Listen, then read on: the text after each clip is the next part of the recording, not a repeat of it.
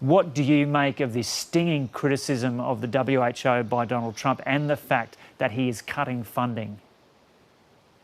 Well, when you're looking at culpability for the coronavirus around the world, that culpability is shared by multiple institutions, starting from the internalities of the Chinese state with the late notification of the disease outbreak in Wuhan, through to the internal politics of the WHO, through to the poor and late responses by governments around the world to the public warnings issued in January by the WHO. When I look at President Trump's statement today, frankly, I just shake my head. And the reason is this president is seeking to find any opportunity, any day, to make a new media statement to take attention away from his appalling lack of domestic preparedness within the United States itself. The public record from President Trump, as you will be familiar, has been in January and February to dismiss the virus altogether, even into March. And so this is part of an ongoing political strategy on the president's part to distract attention. On the substance of it, could I just say this?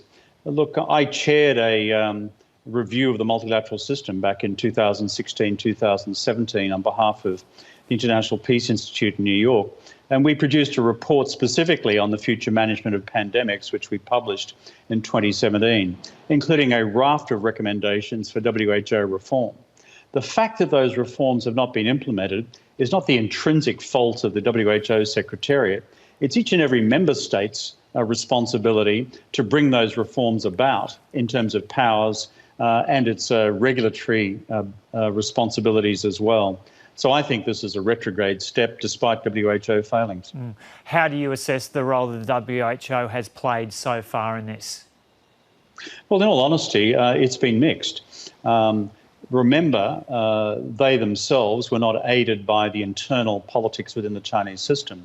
In the critical month of December, when provincial level political interference in China prevented the operationalization of a system set up within China itself after the SARS epidemic, which was supposed to result in direct reporting from local health authorities to central health authorities in Beijing onto the WHO in Geneva. So that's actually the cornerstone of our difficulty.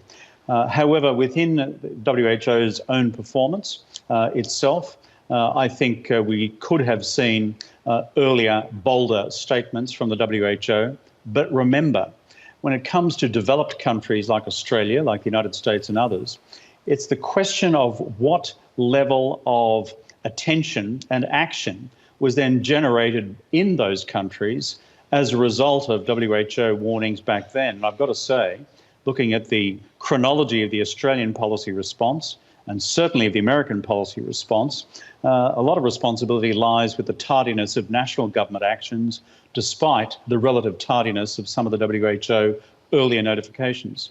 OK, let's get on to the economic impact now. The IMF is warning the coronavirus downturn will be much deeper than any recession since the Great Depression. The Australian government has already spent up big. You guided Australia through the global financial crisis. How do you assess the government approach so far? I think there are two challenges and difficulties associated with the government's fiscal policy response. Now, the first is it was late. And the reason it was late was that the government in Canberra, Mr Morrison's government, was fighting this long-standing political and ideological battle against the Labor Party's previous handling of the last crisis in 2008, 9, 10. And the argument, as you know, for the ensuing decade has been stimulus bad, public debt bad, and budget deficit bad, even in the event of a crisis like we faced back then, which was huge. So they had to overcome that. Secondly, therefore, the initiation of their economic policy measures has been relatively slow. The third one, though, which worries me more, has been the sequencing of it. And that is, when the measures were put in place, both nationally and at a state level, to begin locking the economy in the country down, what needed to happen that very day or the day prior was a clear statement from the government about a wage subsidy strategy. Many of us, including myself, were calling for that, modelled on the British government's approach. But the reason why it was so necessary to sequence it that way was to enable employers to conclude, hey, the place is being locked down, but I shouldn't actually sack all these people because a wage subsidy is on the way. But it happened pretty promptly after that. It was an inordinate delay, and if you look at the data, the unemployment data, it began to mount hugely straight after that event. And once you let people go in their hundreds of thousands, it's very difficult to get them back. So my critique is about the sequencing in particular. Okay, in the Australian government's approach so far, it's made much of a principle that it's using of using existing delivery systems in its efforts to combat the economic impacts of coronavirus. It seems to be distinguishing its approach from you with that. Was that a reasonable lesson to take from the approach you took 12 years ago? Well, I think we need to be very cautious, particularly here on the national broadcaster, to simply accept a Liberal Party Murdoch media meme about the stimulus strategy of a decade or so ago. We got the quantum right because we avoided recession, unlike any other advanced economy in the world. Secondly, of the dozen or so measures we employed in a cascading fashion, and they had a rolling effect in keeping activity going, both in consumption, residential construction, private fixed capital investment, as well as public infrastructure.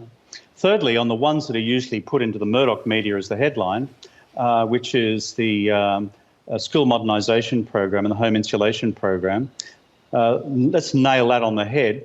School modernisation program, independent review, found that the number of schools out of the 10,000 or so around the country where projects were built, the number of problems existed in less than 100. That's point one. And against construction industry standards, that's pretty good.